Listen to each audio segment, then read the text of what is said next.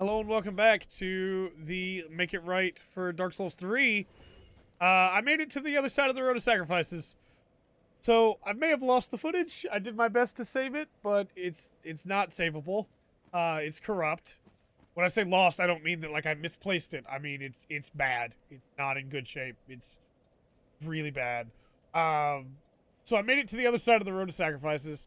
I'm gonna go back onto the road of sacrifices for a minute because I want to talk about the issues I have with this stretch. I think this might be one of the worst stretches in the game. Not because like it's too long or anything. It's actually very short. But because I just don't understand its purpose really. You get these winged enemies here that are either the easiest or hardest enemies in this part of the game to fight. Easiest because you just kill them before they manifest their wings. And if you can do that, then they're not a problem at all. You just destroy them. Hardest will let one manifest here. Because once they've manifested their wings, they kind of just explode into a flurry of death that is very hard to dodge, very hard to block. Once they do, there's a flying attack they can do here that it's very difficult to know what will hurt you and what won't. Like, what is the attack and what isn't. Because the flying wings seem like they should hurt you. I don't know, I feel like this whole section doesn't really serve much of a purpose. We're through it now, thankfully, so, like, we don't have to mess with it anymore. But it's just, again, I think it's my least favorite section of the game. This whole area down here with the NPC battle, I rolled off this cliff like 3 times. That was the funny part of the video, but it was basically just 4 minutes of, hey, I'll fight that NPC, and then, okay, let's get to the other side now. So I do apologize that the footage is lost, but honestly, I don't think you're missing much. This is just kind of a place. I don't remember, there is one thing we didn't do here. I don't remember how to get down there.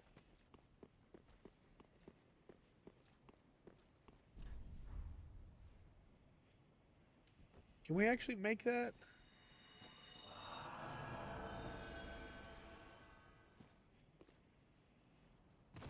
Oh, we can. Okay.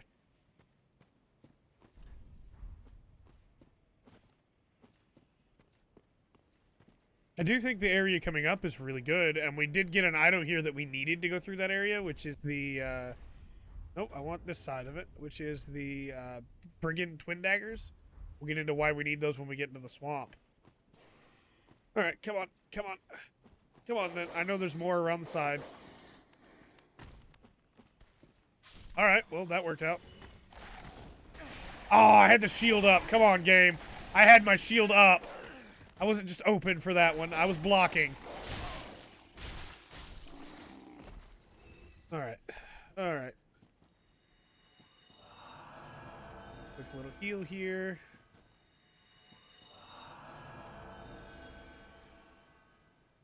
Out of FP. Okay, that's fine. And we get, oh, nice, a Toma Kareem. Need that for, what's her name? Oh, wrong side again. And the Morn Ring. This boost miracle. We were using all, well, I bet that would still boost our heal. That'd be worth thinking about. Hello, Mr. Red-Eyed Corvian. I probably shouldn't have counted, but I'll take it. I will take it because it helped me.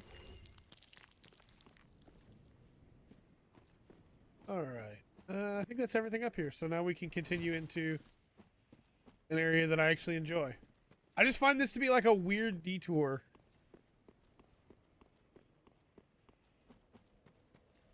Because the area up ahead has way more personality. And I kind of would have rathered it just be more of that area, if that makes sense. What's up, Henri? How do you do? Doing good. How about you? I am Anri of Astora, unkindled like you. This is Horace, a friend and travelling companion. Are you too in search of the Lords of Cinder? I am. How did you know? We are well along the road of sacrifices. Below us is the Crucifixion Woods. Beyond the flooded woods lies Farron Keep, home of the Undead Legion. Further yet is the Cathedral of the Deep, We seek the cathedral, home of the grim Aldrich. We may go our separate ways now, but we are both seekers of lords. The next time we cross paths, one may find the other in a time of need. May the flames guide your way. All right. Thanks, Henri. So, thanks, Horace. Used to, if you want to do a luck build, Don't think ill of him. Without his help, you would kill Henri here to be able to get the Astora Straight Sword, so that you could use it because it had the best luck scaling in the game. I think they fixed the luck scaling on that, so it's nowhere near as good now. But this is what I mean. Like, this area thematically is really cool. This area looks really cool.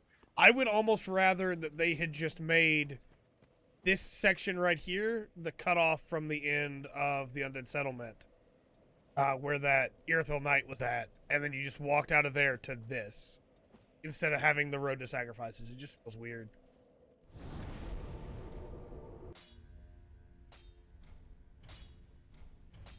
Shield. Everybody who's like, Trey should go shieldless. You're right, I should. Not gonna, but I should. Oop. Gotcha. I don't like how quickly you responded to that, sir. I feel like you should have been shocked for a second there, that I just dropped from above onto your buddy, but okay.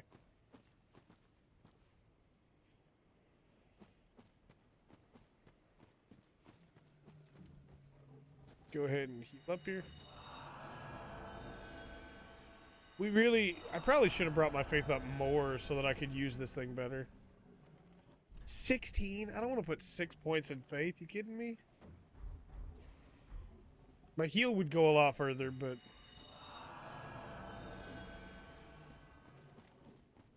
it's really all I'm using FP for at this point anyway.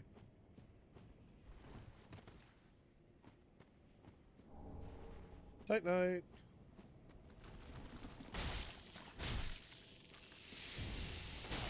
Stop poisoning me! Oh, well. I went to reach for life gems. In my brain, I was like, we need to use life gems now so we can combat the poisoning. It's not a thing in this game. Nope, oh, that backstab almost got me killed! That backstab is gonna get me killed!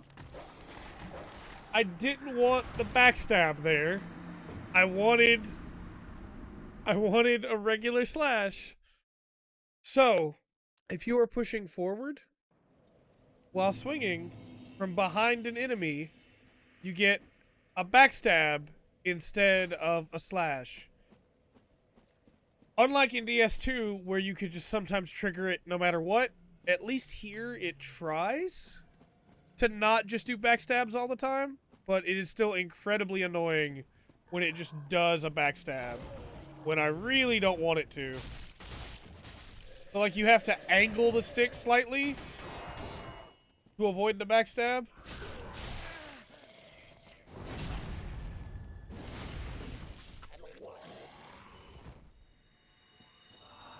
Okay, let's go get our souls. It's a jerk move, sir. See there, I wanted the backstab because I was actually, like, directly behind him. Oh, I'm not sure about that one, game. I'm definitely not sure about that one. That one went through a tree.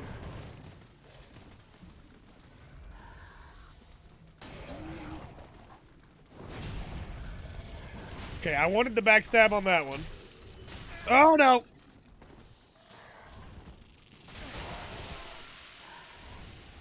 I hate these guys so much. I hate them so much. There's nothing quite as, like, heartbreaking in this game as, oh, I just lost my souls because I got hit by a bunch of enemies that all attacked me at the same time. Because, again, I still think DS3 has the DS2 problem of too many enemies. It's not quite as bad as Scholar, but there's still a lot of them. That's how close I was to bonfire when I died the first time and lost all those souls. Also, fun thing, I missed this bonfire completely on my first playthrough.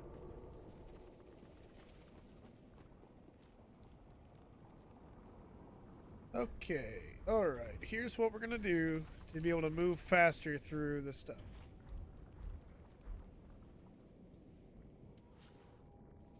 Okay. Here we go. I'm not killing those crabs. We're getting out of here. So, you may notice it's draining my FP to do this. And it is, but thankfully, this thing has a weird, oh no. This thing has a weird trait to it, which is that it will only drain my FP as long as I have FP, and when I don't, it no longer drains FP. Nope.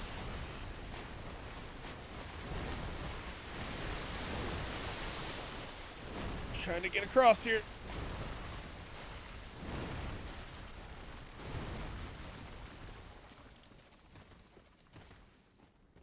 Whoo!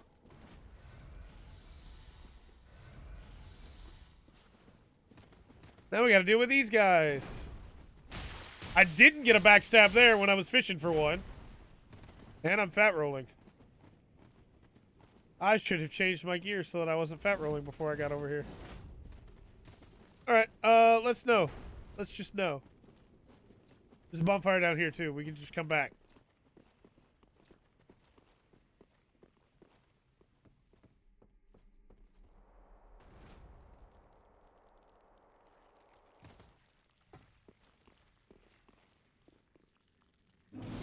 There we go. Do it every time.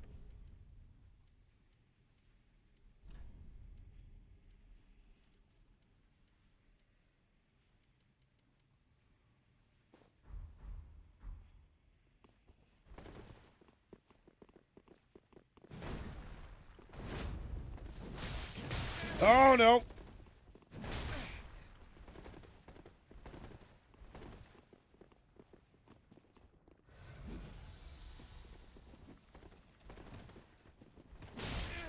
Ow.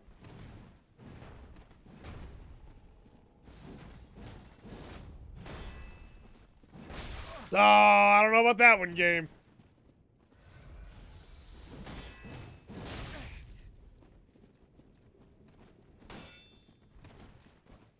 Oh, that was the backstab I didn't want. I wanted to slash.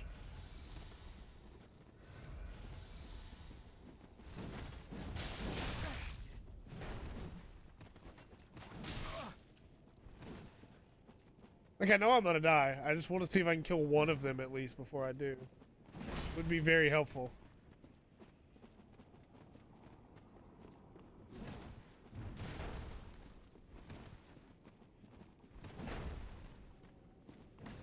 You take this?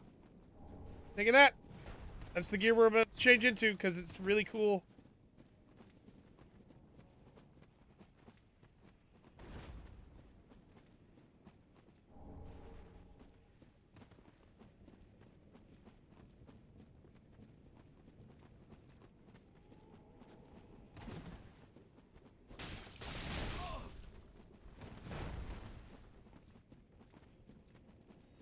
Okay, okay, okay, okay, okay.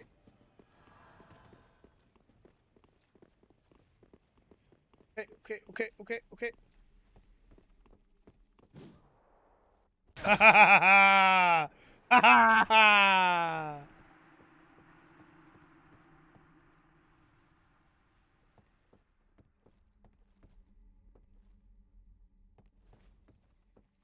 Come on. Come on.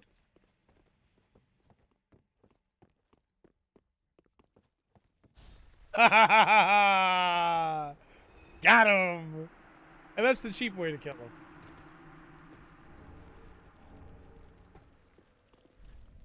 Do it every time. Okay. So the Fallen Knight stuff is slightly lighter. It's not quite as good defensive-wise for most stuff, but it's slightly lighter.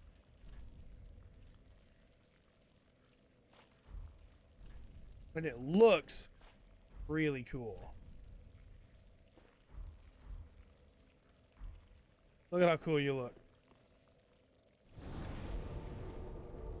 Okay. So, I want to finish getting all the stuff from up here and fight that other boss. Normally, I would just keep going forward because I don't need that boss soul. But we're gonna go do it because we're doing everything in this. So the first time that I saw this Black Knight DS3, I lost my mind. The immediate question of, why is he here? What's he doing here? Why is there a Black Knight? What's going on? Unfortunately, it's one of those threads that kind of just here is, in my opinion, hey, you remember these guys? Which, as I talked about early on in the series, is one of the things I don't like about DS3. My hope is that this playthrough will teach me the things that make it worthwhile. Because as it is, it's like, oh, hey, there's a Black Knight here.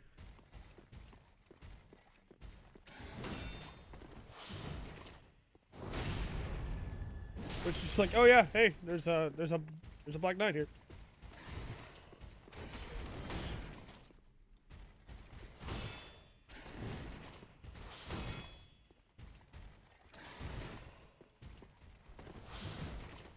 Sir, you and I have done this dance a few times in various games now. And you might still win it. Never mind.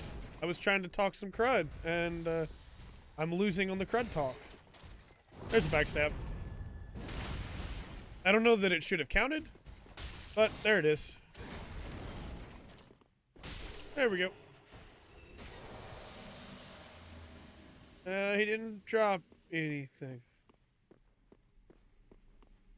Well, that's unfortunate. Been nice if he did. Would have been nice if she had... I don't know if the Black Knight's a boy or a girl. Would have been nice if the Black Knight had dropped some stuff. You may be asking yourself, Trey, I thought you were having to use the daggers to jump forward. Why are you now just walking normally? It's because I forgot that the regular swamp water you can just walk through. You're fine. You're super fine.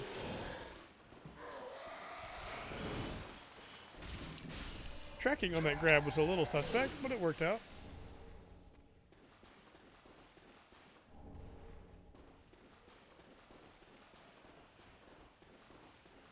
Pardon me, tiny crabs.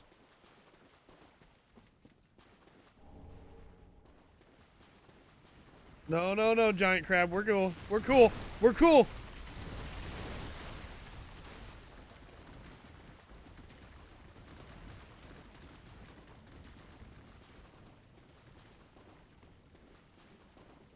I'm not fighting those giant crabs. It's not happening. Oh, you jerk. You jerk. You jerk. You jerk.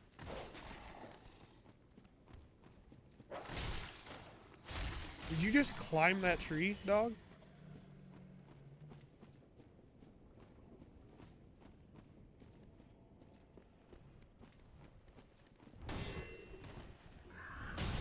That, that followed me. That followed me a little bit. They're still following me too, and this guy is alive, and there's two of them here.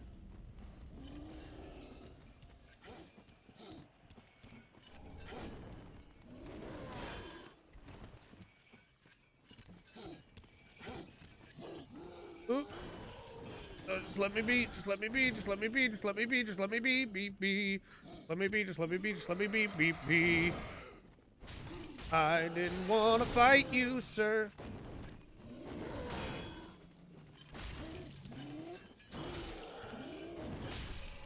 Woo. All right. All right. Okay, I think there's one more area we gotta check.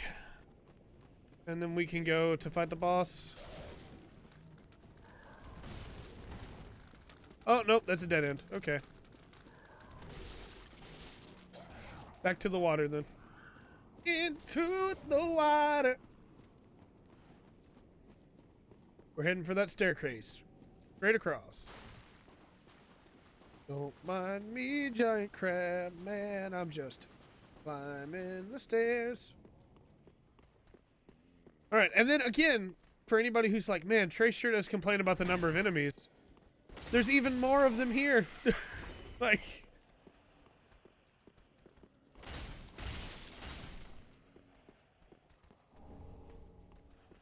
it's just that there's a lot, is all I'm saying. And sure, like, the big crabs are like elite enemies, right? The Black Knight's an elite enemy. But then you also have a bunch of those crucifixion guys.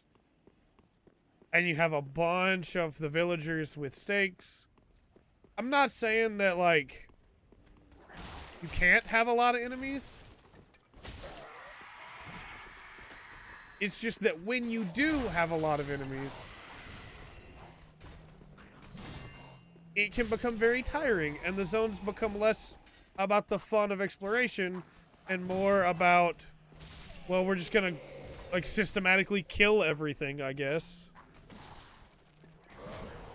Like, look at how many guys are in this room. 1, 2, 3, 4,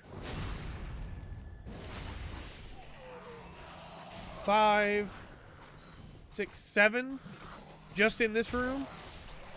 That's after crossing a lake full of, a swamp full, I guess. 8, I'm sorry, there's another guy over there. It's after getting through a swamp full of tiny crabs, with 2 big crabs, with a Black Knight. That's past the crucifixion guys, of which there were 2 just at the fire. It's past the dog. It's past all of the guys with stakes. It's past all of the tiny poison bugs. It's a lot, is all I'm saying. And I feel like it didn't have to be that many. There's also the 2 elite guys across the bridge across the lake. Here's what I was looking for. Was the way in from this side. This encounter could have easily been the caster and 2 guys instead of the caster and 6 guys.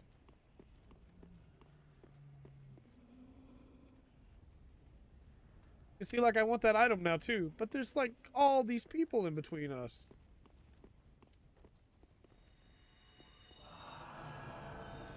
And so it's like, I'm gonna go get the item. I'm gonna do it. It's just the way it is. But I think where this game shines is in its boss fights and some cool areas. I don't think it shines in the enemy, like, number. I think there are far too many enemies in most of the areas in this game. And some people love that. Some people love just killing a bunch of enemies, right? But for me, I prefer... Yeah. I remembered that being a really good item.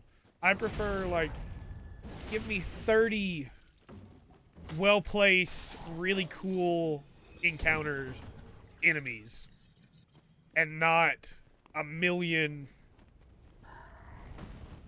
And it's not a million, right? But not a million of everything else. But that's just me. Let me know in the comment section how you feel about it.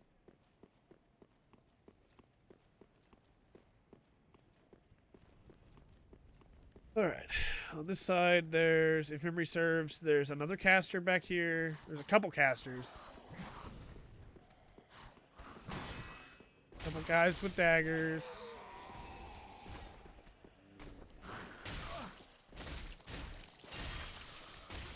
Alright, caster's dead now. Go. This guy with the spear. I thought he had a spear. Oh well. I was like positive he had one. This guy with the spear. And again, it's not like these guys are tough. It's just there's a bunch of them. And so it's easy to get surrounded and massacred. And this guy's got like soul spear. Why? When there's this many enemies, why do you have an enemy that has soul spear? It goes through shields. Like, you didn't need that too, you know? That's all I'm saying, is that I feel like they went overboard in their placement of enemies in a lot of sections in this game.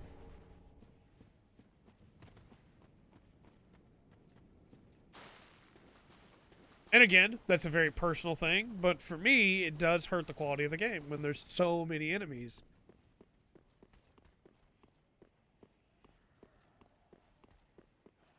Because then it almost feels like busy work to clear them all. It's not interesting, cool encounters. It's just moving through them. And don't get me wrong. I think Dark Souls 1 has that problem in certain places as well. The, is there an item there? I think there is. The, I just completely forgot the name. The, oh man, what is it called? Lost Izalith. I think Lost Izalith is that. I don't think Lost Izalith is as interesting as a lot of other areas in the game when it comes to enemy placements. But, for instance, if you compare Lost Izalith, or even this, to the area of... Man, I'm having a hard time with names. The Undead Berg, right? Undead Berg has that first setup with the... Man, what is wrong with my brain? I can't seem to speak. Undead Berg has the setup with the first encounter, really, where you have the 3 soldiers, one of them's an archer, and you have to deal with them, and then to the side you have the other 2, where if you just run off, you're going to trigger the 2 of them as well, and then you got to deal with them. Well, you have the bridge with the fire coming down from above. After that, you have the 3 enemies in a room. And those 3 enemies are pretty easy to deal with, but if you're just trying to rush through, it can be a problem. After that, you have the 1 enemy in the house. Then you have the 2 enemies, the 1 enemy in the square. Then you have the archer at the top of... I'm sorry, it's not an archer, it's a Black Knight. At the top of the circular tower. You have the 3 guys in the little garden. You have the Black Knight underneath. And then you have the barrel guy coming down. And that's it. That's the entire zone for enemies. And you may say, well, that's still a lot of enemies. It is, but those encounters are very memorable. I can look back on those encounters now and go, I know exactly how many enemies are in those areas, and I know exactly how I'm going to deal with them. Whereas, when I look at this, I don't have that. Were you to ask me, hey, what's in this zone? I would go, well, there's a Black Knight, and there's 2 giant crabs, and there's a bunch of little crabs. And there's some big guys, the crucifixion guys, and then there's a couple casters, and a bunch of fodder. But I couldn't tell you the conglomeration of those fodder. I couldn't tell you where they are. And so, it makes it, yeah, he won't teach us because we're too dumb. We don't have enough intelligence. But it makes it less enjoyable for me when it's not a set of crafted encounters and instead is just... And some of these are crafted, don't get me wrong. Don't take this as me saying they got lazy. Because this one's very well crafted. The 2 casters with the group of people in around the pillars that you have to move in through. This one is a good encounter, but I think most of the rest of the zone is not. And it isn't as fun for me as really intense encounters that maybe aren't tough because the enemies are tough or because they do a lot of damage, but are tough because of the way that they're laid out. So this boss fight, I think we can probably just blitz through. It's a pretty simple boss, all told.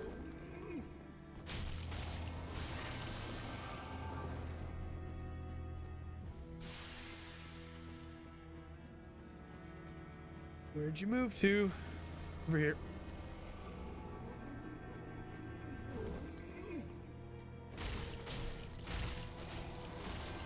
I should probably be two-handing.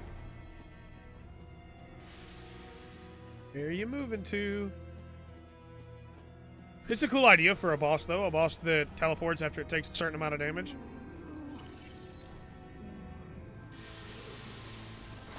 Oh, no.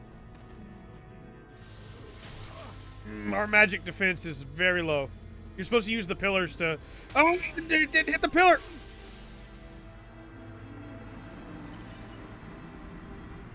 You're supposed to use the pillars to bait the magic so that you can avoid it, or just burn her down before she can do enough damage to you for it to matter.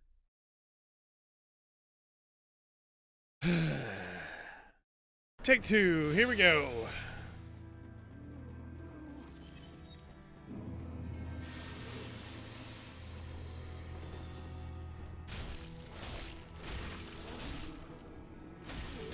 Oh.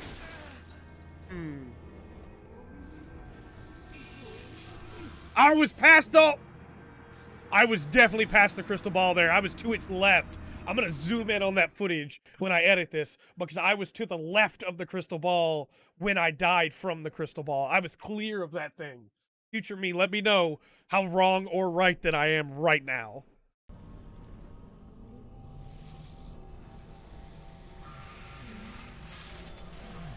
I was past the... Hey, editing tray here. As you can see, the moment where I take damage, I am actually no longer touching it.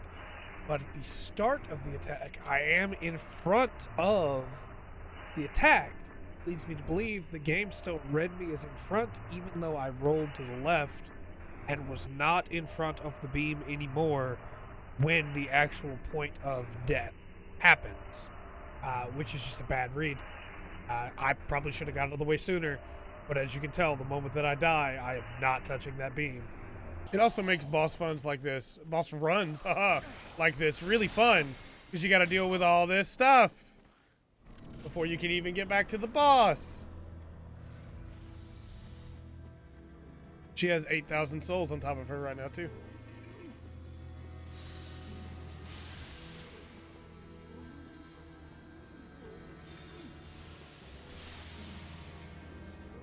This is one of those bosses that is either super easy to deal with or super annoying to deal with.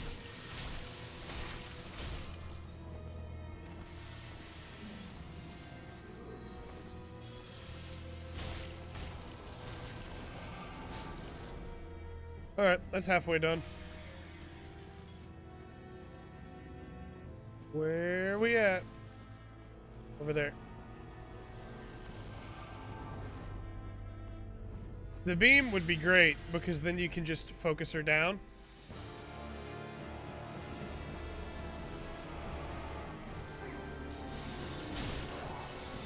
Oh, that was the clone.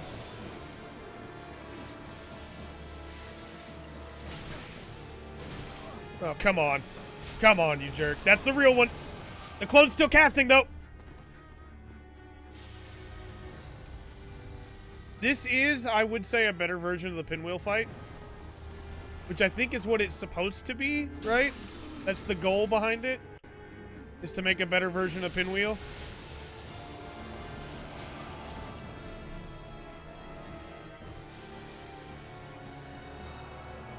A little bit of health top off there. That one's a clone. And the clones use blue magic as compared to purple. So like, ow! It is like actually pretty easy to figure out which one's which. There's something to be said for killing the clones too, to make sure the magic can't hit you in the back like that. I heard it. I heard it. Thank you. Thank you, sound. All right, you gotta go. Oh, there's two. You gotta go. I can't keep taking those.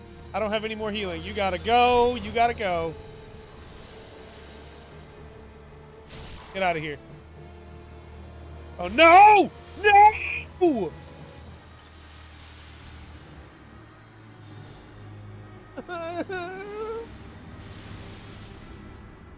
I tried to roll, and I got staggered by the small shot before I could roll! People ask me, Trey, why does it seem like you have become less and less invested in From Software games as they go on? You say that Dark Souls 1 is your favorite game of all time. Why is it that as the series has gone forward, you seem to enjoy them less and less? Surely, if you love From Software games as much as you say you do, that you will, you love Dark Souls 1 as much as you say you do, that you'll play these games forever, and nothing they do could ever be bad. People don't actually say that, but that's a very obvious, like, hyperbole version of what people say. I do stand by the fact that Dark Souls 1 is my favorite game of all time. Dark Souls 1 is absolutely something incredible. It's super special. It's great. I love it so much. I just think that after Dark Souls 1, From went in a direction of making them harder for the sake of being harder. Like, they leaned into the difficulty angle. in a way that I really don't like, personally. And I think that right there is a good example of that, right? The idea of, let's have it make a bunch of clones, because that'll be cool, but let's have it make 3 clones, all of which can cast Soul Spear, all of which can cast little magic that staggers, all of which can cast big magic that doesn't, and that does a bunch of damage. And it's just, that's not enjoyable boss design to me. That's not enjoyable game design to me. I don't think ganging up on the player to make the challenge harder is the way to do it. I think that instead, you make it more of an interesting fight instead of just, hey, here you go. So, like, the reason Pinwheel is easy is because he has so little health, and you can burn him down before his clones mean anything, right? The reason this is hard is not because it has a lot more health, it's because they doubled the number of clones and gave him more powerful spells. So the middle ground here, the interesting version of this fight to me, is at most 2 clones, right? And the clones can't cast anything better than basic shots, but they do stagger you. Those basic shots stagger you. And so the version of this fight that I would love, my favorite, like, internal idealized version of this fight, is the version where there's only 1 clone and it has the exact same moveset. So then you're having to deal with the same moveset twice with just the 1 clone. Then you can use the stuff in the environment here, the pillars and things, to block those individual extra attacks from the clone.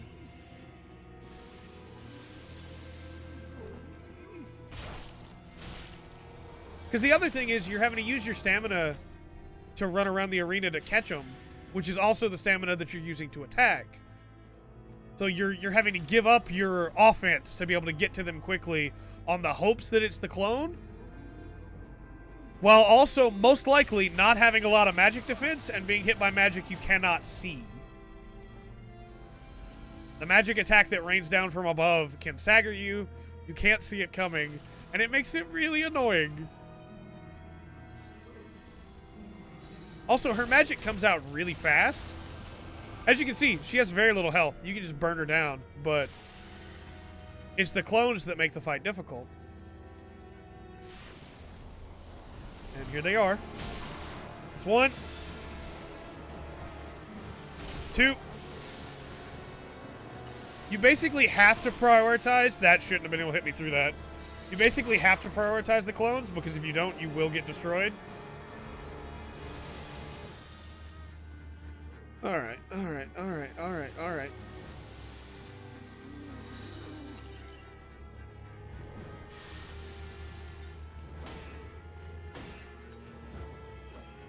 There we go.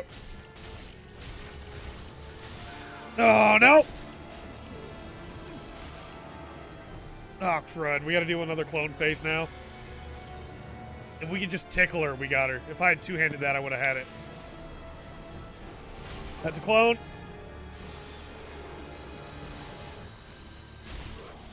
No, the magic from above.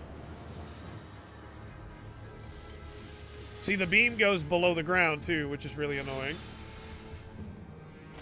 All right, that's the clone's done. Ah, the beam! No!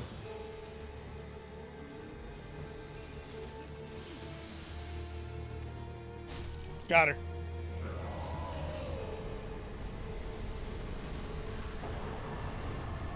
And for anybody who's like, man, I didn't have a problem with that fight at all. Man, Trey, you're so bad at video games. You're so right. I am very bad at video games. But I'm pretty good at being able to look at a game and go, I don't think that's quite fair. Whether you agree with me or not, please let me know in the comment section down below. But I don't like the way that boss is designed at all.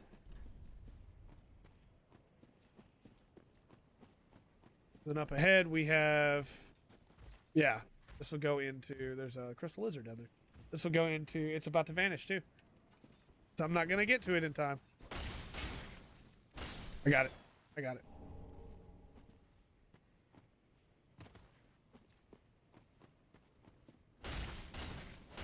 There we go.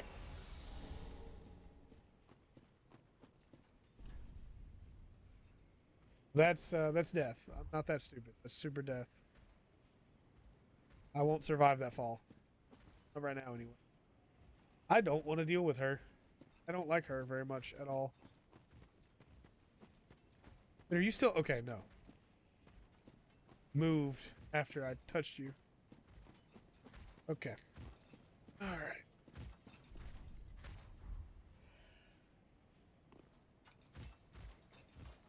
See, like, I think this world's super evocative. I love everything about looking at this world.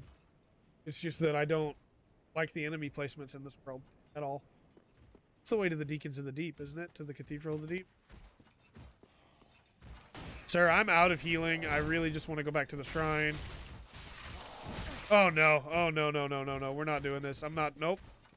I'm not doing this. Not doing this with you.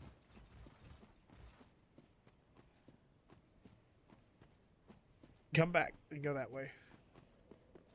I remember actually being super confused the first time because I went through there and didn't go to the Knights of Farron. Didn't know what to do.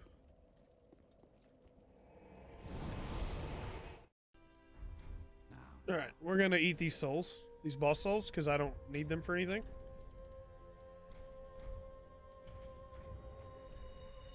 This is one thing that I love that the Souls games do. And it's the option that I'm really glad they kept with this game. I mean, they kept it with all the others too, so like, why wouldn't they keep it with this one? But I'm still really glad they did it. And it's the fact that you can eat boss souls if you don't want to make weapons with them to be able to get more experience. And I think that's a really cool way to do it. Because there's our 25 in strength. Farewell, Ashen One. And we're pretty much set on strength now. We might push it to 30, but like, we should be good.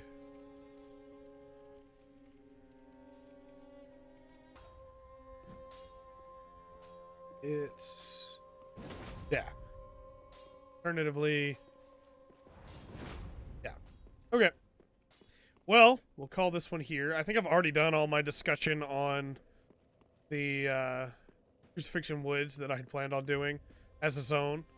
I don't like it. I think it is a cool looking zone, and I think it probably could have been stretched out a little bit more into the Roads of Sacrifice, or just cut the Road of Sacrifice out completely and move all that stuff around a little bit, reduce the number of enemies. But I think it's a really cool zone. It's one of them that I think of when I think of this game. I just don't like the enemy placements at all. With all that said, though, let me know your thoughts on this zone and on that boss in the comment section down below. And until next time, I've been Trey. This has been the Full Spectrum. Remember to always enjoy the full spectrum that Dark Souls 3 to offer.